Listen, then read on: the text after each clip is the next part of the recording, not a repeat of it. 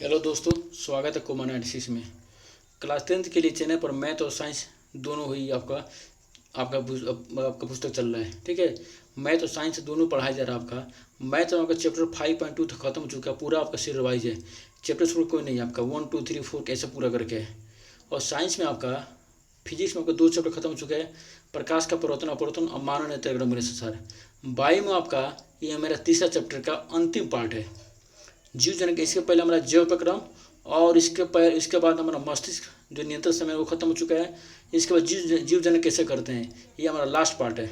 ठीक है, ठीक है, ये हमारा लास्ट पार्ट। इसका अर्थ ही चैप्टर का फिनिश हो जाएगा। इसके पहले बहुत बेहतरीन तरीके से मादा जनन तंत्र, ठीक है, नर जनन तंत्र, उसमें बताया गया लैंगिक क्या होता है, अलैंगिक क्या होता है, जो एग्जाम के दृष्टिकोण से बहुत ही इंपॉर्टेंट है, बताया गया है। एग्जाम में जो क्वेश्चन पूछा जाता है, जिस तरह पूछा जाता है उसी प्रकार आपको वीडियो बनाया गया है। ऐसा नहीं है कि छोटा सा बनाया गया है। सारे आपको आप जितना टॉपिक को मिल जाएंगे, आपको 100% को मिल जाएंगे, चाहे मैथ हो साइंस हो, सब मिल जाएंगे। आपका टॉपिक वाइज बताया गया है, जिस तरह एग्जाम में क्वेश्चन पूछता है उस तरह बताया गया है। प्लीज़ चैनल पर नए हैं, सब्सक्राइब जरूर कर लीजिएगा, लाइक शेयर कमेंट जरूर कीजिएगा।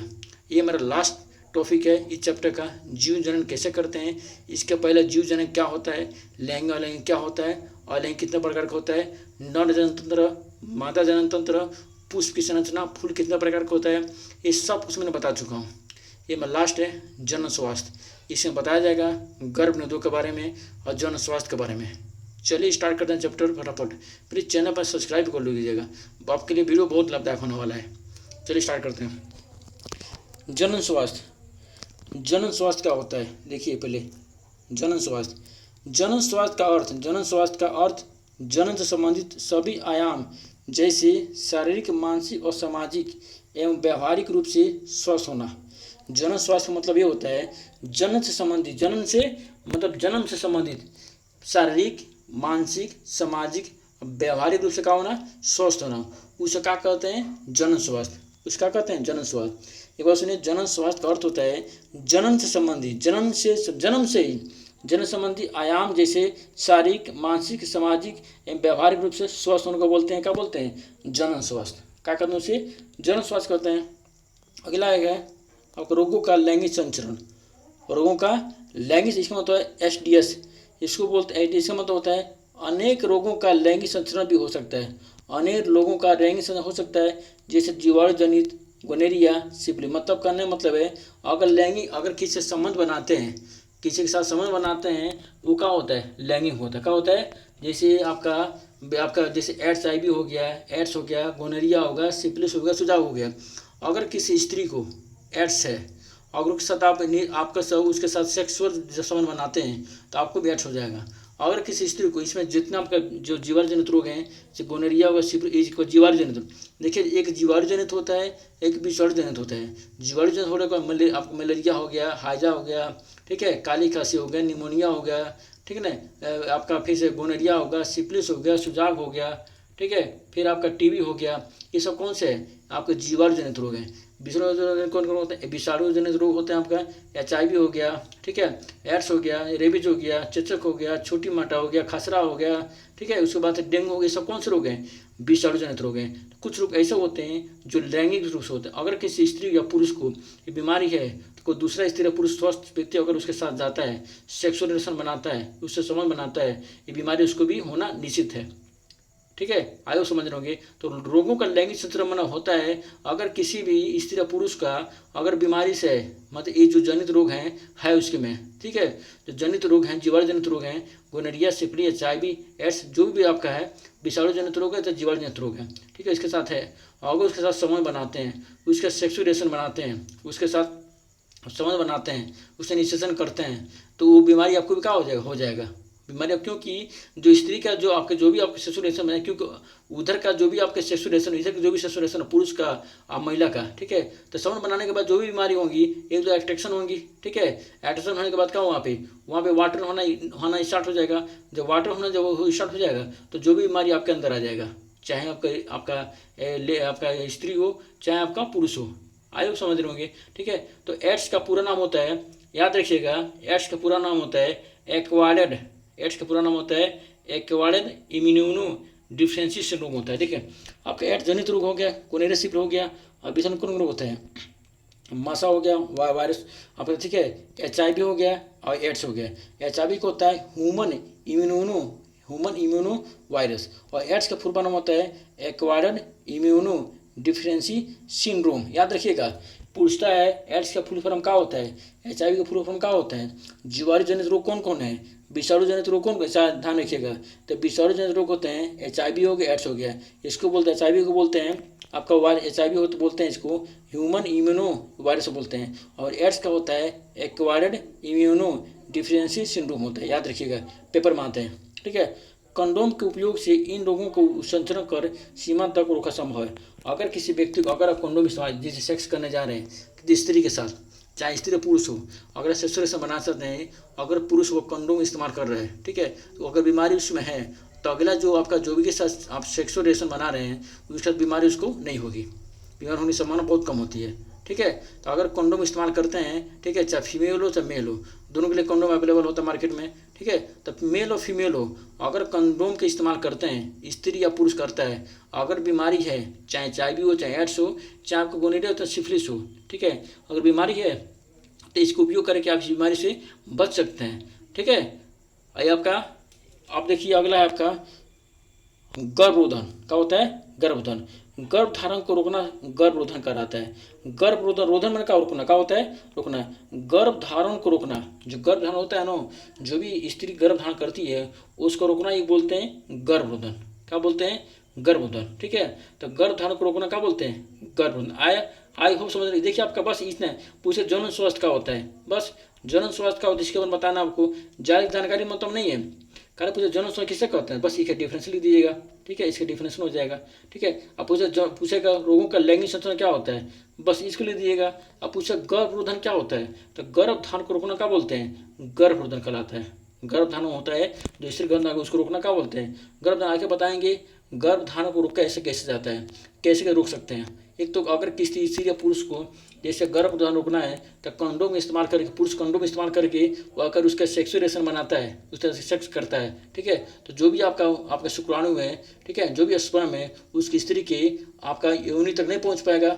जब योनि तक नहीं पहुंच पाएगा तो आपका वहाँ कर गया अंडवाहिका तक नहीं पहुँच पाएगा, और जब अंडिका तक नहीं पहुँच पाएगा तो स्त्री गर्भधारण नहीं कर पाएगी। तो कंडोम इस्तेमाल करके आप उसको गर्भधारण से क्या कर सकते हो, रोक सकते हैं, ठीक है। आई होप समझ रहे होंगे। अब देखिए अगला है गर्भरोधन के प्रकार, मतलब गर्भ को रोकने के लिए जो स्त्री गर्भ धारण करती है उस रोकने क्या क्या उपाय हैं। पहला यांत्रिक अवरोध, यांत्रिक अवरोध, ठीक है। यांत्रिक अवरोध इसका मतलब क्या होता है? पहला आपका यांत्रिक अवरोध, इसका मतलब शुक्राणु को अन्य कोशिका तक नहीं पहुंचने दिया जाता है, ठीक है। यांत्रिक अवरोध माने कि जो पुरुष का स्पर्म होता है, शुक्राणु होते हैं, निषेचन के बाद जो शुक्राणु होते हैं उसको अन्य कोशिका तक नहीं पहुंचने दिया, उसको बोलते हैं यांत्रिक अवरोध। क्या बोलते हैं? यांत्रिक। इसका मतलब शीशम को ढकने वाला कंडोम, योनि में रखा जाने वाला एस्ट्राइल कैप, क्या होता है? एस्ट्राइल कैप होता है। इस शीशम में जो पुरुष का जो पेनिस होता है, ठीक है, उसको कंडोम का इस्तेमाल करके, ठीक है, स्पर्म को अंदर पहुंचने से, मतलब मादा के योनि तक पहुंचने से रोका जा सकता है, ठीक है। इससे गर्भरोधन रोका जा सकता है, ठीक है। दूसरा है योनि में रखने वाला सर्वाइल कैप, योनि में सर्वाइल कैप रोक के अगर उसका सेक्सुअल रिलेशन बनाती है कोई भी स्त्री किसी पुरुष के साथ तो क्या उस गर्भधारण से रोका जा सकता है। दूसरा है रासायनिक तकनीक। रासायनिक तकनीक क्या होता है? मादा में अंड को न बनने देना।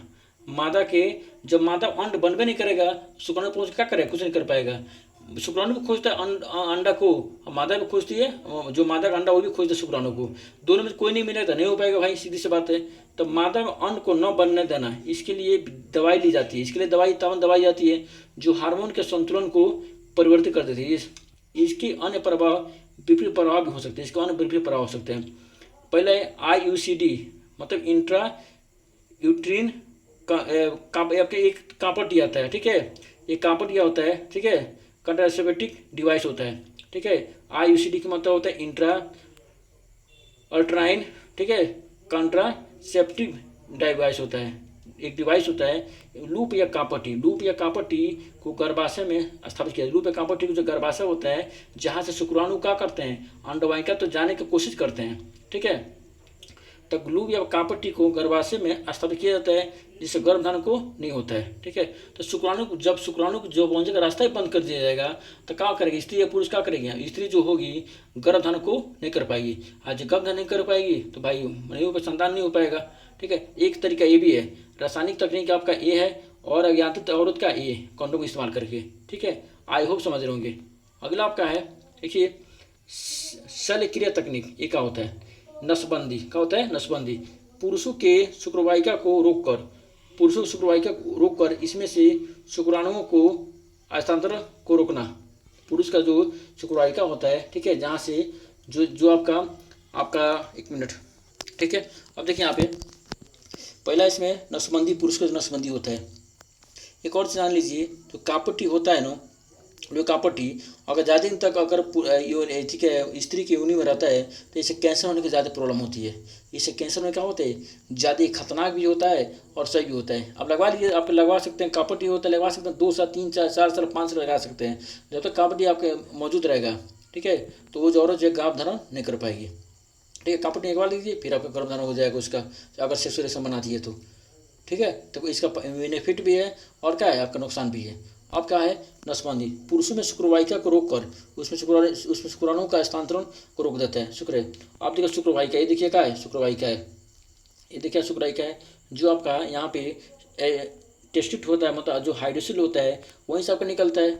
जो हाइड्रोसिल होता है वहीं से आपका क्या हो, शुक्राणु क्या करते हैं, वहीं से निकलते हैं। तो जो हाइड्रोसिल निकल शुक्राणु क्या करते हैं, यहाँ पे क्या कहते हैं, जब बंद कर दिया, क्या कहते हैं, क्या कर दिया जाता है, बंद कर दिया जाता है। क्योंकि बन भी नहीं करेगा भाई, जब आदान प्रदान होगा तभी तो बन पाएगा। तो ये देखिए शुक्रवाहिका होता है, ये आपका शुक्रवाहिका है। हाइड्रोसिल के ठीक ऊपर नस होती है ना, उस नस का क्या दबा दिया जाता है। जब नस दबा दिया जाता है तो आप शुक्राणु कभी नहीं बन पाते हैं। शुक्राणु नहीं बन पाए तो जो पुरुष है कभी भी आपका नया संतान उत्पन्न की क्षमता क्या हो जाएगी, कम हो जाएगी। सेक्स कर सकता है, सब कुछ उसके साथ होगा, सब कुछ होगा। ठीक है, पेनिस भी टाइट होगा, सब कुछ के साथ होगा, सेक्सुअल रिलेशन बना सकता है, लेकिन जो बच्चा पाने की क्षमता क्या हो जाएगी, खत्म हो जाएगी उसकी, क्या हो जाएगी, खत्म हो जाएगी। तो शुक्रवाहिका आपका है, इसका क्या, इसको जो शुक्रवाहिका है, ठीक है, ये जो आपका शुक्रवाहिका है इसका क्या, इसको बंद कर दिया जाता है। ठीक है, आए समझ रहे होंगे। आप देखिए यहाँ पे एक ट्यूब आपका ट्यूबटोमी है, ये आपका किस में है, स्त्री को नसबंदी होता है।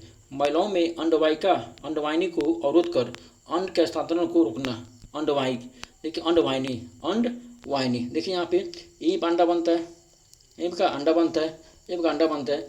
इसको क्या किया था, जब यहाँ पर अंडा बनता है, ये जो लिख रहे हैं देखने अभी लाइन जब का है, इसको क्या कर दिया, इसको बंद कर दिया जाता है। इसको बंद कर इतना से ये हटा दिया जाता है, ये काट दिया जाता है। जब काट दिया जाएगा तो यहाँ पर अंडा बनने नहीं करेगा भाई, डायरेक्ट हो जाएगा। जब डायरेक्ट हो जाएगा तो औरत जो है माँ बनने की क्षमता उसके अंदर क्या हो जाएगी, खत्म हो जाएगी।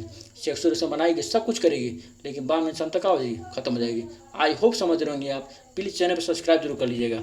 अगर आप भ्रूण हत्या तो बना होता है, कोई स्त्री पेट में, किसी स्त्री का पेट बच्चा है और आपका लड़का लड़की है, अगर आपको उसको हत्या करते इसको बोलते भ्रूण हत्या। मादा भ्रूण को गर्भाशय में ही मार देना, भ्रूण हत्या, मतलब पेट में ही बच्चे को मार डालना, उसको बोलते भ्रूण हत्या। क्या बोलते हैं उसको, भ्रूण हत्या बोलते हैं। एक स्वस्थ समाज के लिए संतुलित लिंग अनुपात आवश्यक है। एक समाज के लिए पुरुष भी जरूरी है, स्त्री भी जरूरी है। मतलब दुनिया में हर जीव को होना जरूरी होता है, बिना पुरुष का स्त्री नहीं, बिना स्त्री का पुरुष नहीं। तो एक नया जीव उत्पन्न करने पुरुष चाहिए भाई। अब पुरुष कहाँ से होगा भाई, स्त्री गर्भ से होगा। तो स्त्री नहीं रही तो कहाँ से होगा भाई, जब स्त्री नहीं हो तो पुरुष उत्पन्न हो पाएगा ना, स्त्री गर्भ नहीं, स्त्री नहीं हो पाएगी ना, तो पुरुष उत्पन्न हो पाएगा ना, ही आपका क्या उत्पन्न हो पाएगी ना, हो तो आपका स्त्री उत्पन्न हो पाएगी। ठीक है, लड़की उत्पन्न पाएगी। तो लड़का लड़की कहाँ से होता है, स्त्री गर्भाशय होता है। जब वहीं पे मार डालेंगे तो लड़की को खत्म कर देंगे तो कहाँ से हो पाएगा। इस संसार मतलब जितने जीवधारी का बैलेंस का बिगड़ जाएगा। तो समाज को बैलेंस करने के लिए स्त्री और पुरुष दोनों का होना क्या होता है, जरूर होता है। समान लिंग अनुपात होने का होता है, जरूर होता है। ठीक है, यही तभी संभव होगा जब लोग जागरूक होंगे, फैलाएंगे। भ्रूण हत्या, भ्रूण लिंग दान जैसी घटनाओं को रोकना का होगा। ठीक है, एक तरह से क्या होता है, एक तरह सरकारी दंड भी है। अगर कोई डॉक्टर या कोई औरत या पुरुष अपने भ्रूण आपका लिंग जांच कराता है, इसके लिए 5 साल की सज़ा है, आपका 5 लाख रुपया भी है। ठीक है, 5 साल की सज़ा मतलब 5 साल की जेल करवास होगा और 5 लाख रुपया भी है। ठीक है, आई होप समझ रहे होंगे। ये हमारा लास्ट टॉपिक था, जीव जन कैसे करते हैं। छोटा सा टॉपिक था, पूछता है, पेपर में पूछता है। जितने बताया गया टॉपिक क्वेश्चन वाइज बताया गया, पेपर में पूछता उस तरह बताया गया। प्लीज़ चैनल पे सब्सक्राइब जो करिएगा। ठीक है, पूरा हमारा टॉपिक खत्म हो चुका है, जीव जन कैसे करते हैं। मिलेंगे अगली बार एक नए टॉपिक के साथ, नए लेक्चर के साथ, नए आपका एक तरह से नए चैप्टर के साथ। ठीक है, आयोग समझ रहे होंगे, चैनल पर सब्सक्राइब जरूर करिएगा। मिलते हैं अगले वीडियो में, तब तक के लिए जय हिंद, जय भारत।